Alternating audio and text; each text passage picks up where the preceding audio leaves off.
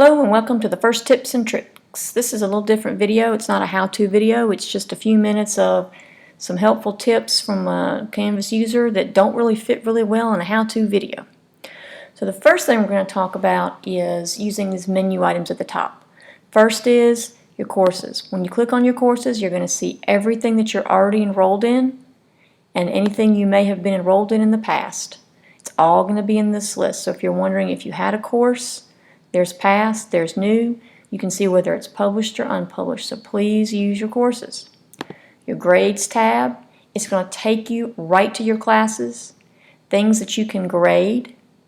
I might have something I need to grade. If I click on something, it's going to jump right and take me to my grade book, which is a great thing. Okay? From the grade book, I can always go to Speed Grader. I can move in and out. I can do whatever I want to do from there.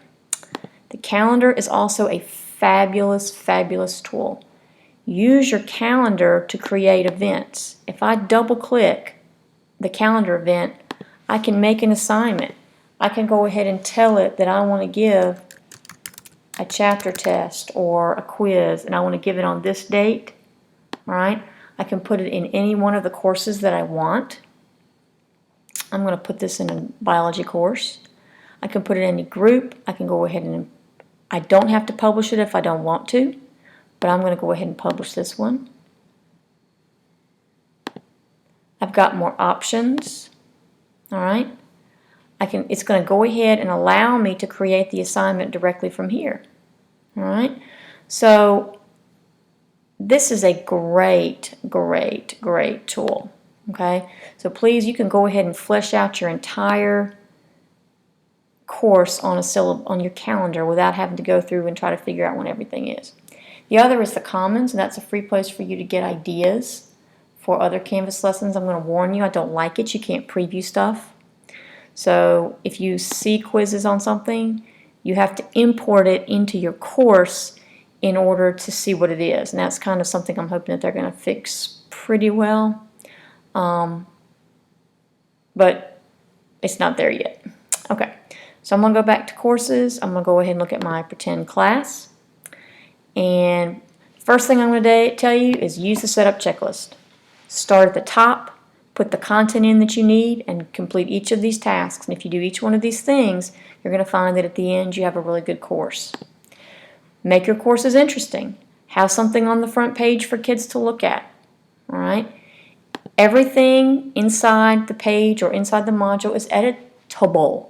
All right, I can make things bigger, I can make them smaller, I can center them, I can change the colors, I can do anything that I want to do inside this to make it more interesting.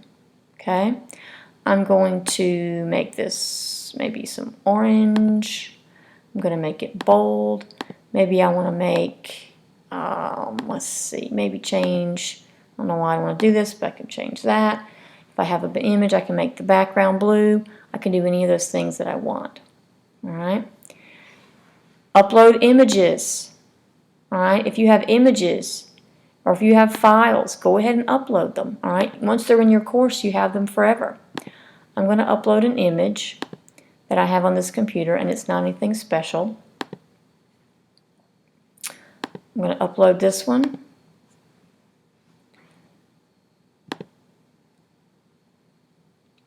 Now my picture's here, it'll be in my page, but now it's in my files. So now I can decide that I can put it somewhere else in my presentation.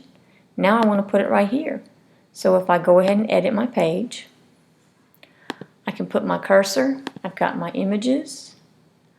I'm just going to click it once, and now my image is right there in the page. The same works for files, the same works for images. If you have a file, go ahead and if you have a handout, if you have some PowerPoint slides, whatever you might have, I'm going to put in some PowerPoint slides. I don't know what, and I'm going to upload them.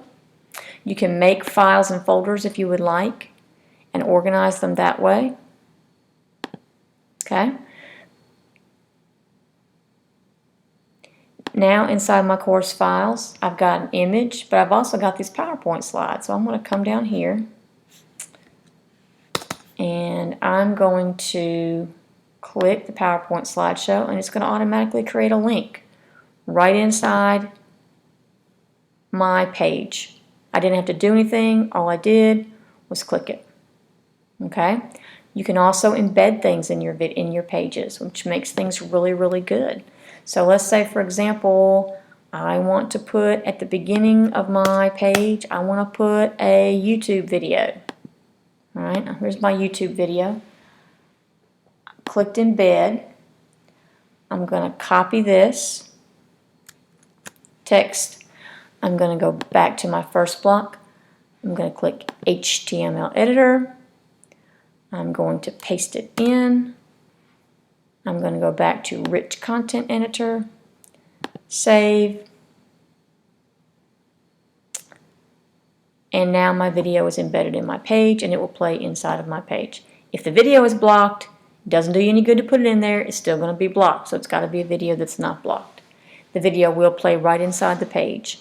Any video that you can grab embed code, you can paste it into the HTML editor and embed it right in your lesson, which is a really neat little trick. Okay, now I'm going to leave my page. I'm going to go back home, and I'm back on the front page of my document. The front page, the first page can be anything I want. It can be assignments, it can be the syllabus, I can make it anything I want, but please make something that's going to catch the kids' attention. All right? These are my assignments. You might want to do that. Here's my overdue stuff, my undated, and my past assignments. If you want that to be your start page, that's great. All right? It's totally up to you. Okay? I do want you to make assignments. Don't just make tests. Okay? I'm going to create a nifty new assignment. I'm going to call this a written essay, and I'm going to spell written right because that's embarrassing. Now, I'm just going to give it some text here. I can put a picture there to describe. I can do anything that I want. But what I'm going to do is my submission, I've got options. External tools, online. Online, I've got text entry. I can type it right in. I can send them to a website. They can record their voice. There's lots of tools. But the other thing I can do is external tools. All right. But I'm going to do online, and I'm going to click save. So kids don't have to type things in directly. They can upload them. They can type it in Word, they can type it in Pages, they can type it in Google Docs, they can upload it directly there. I'm going to publish this, and then I'm going to go up here and show you a nifty trick. I'm going to go up in here and I'm going to look down here, at my course settings. The other thing I'm going to suggest is look at your course the way the students would see it. I'm going to click on Student View, and now I can see what my assignment is going to look like from a student perspective. Here's my file upload. All right. I can choose my file. This is an application that I've allowed in there, my CK12 Practice, and we'll talk more about that in another more advanced course. All right. But all of those things are available to you, so please don't think the kids have to sit there and type. They can't upload. Okay? The other thing I want to show you in editing is about using some LTI tools. I'm going to go back to my pages, and I'm going to first of all turn off my view as a student. So I'm going to leave my student view, and I'm going to go back and edit my page, and I'm going to go down to the bottom, and I'm going to insert a tool. Along this row I've got a Khan Academy, Quizlet, and more external tools. I can add those through the settings in my account. So if I can add a SlideShare video, or a slide share directly into my page. I'm going to save. And now there's my slides embedded in my page directly from SlideShare. All right, those are called LTI Tools. I add those to my account by clicking on Settings,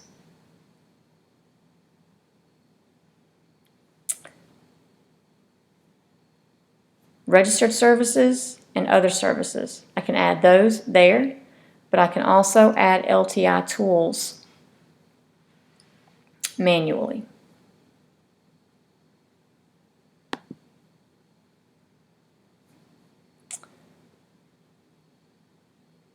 Okay, now, again, the biggest tip for you is make your courses interesting. Make sure that you click the green button to publish them. Make sure that you run through your setup checklist. And make sure you view your course as a student.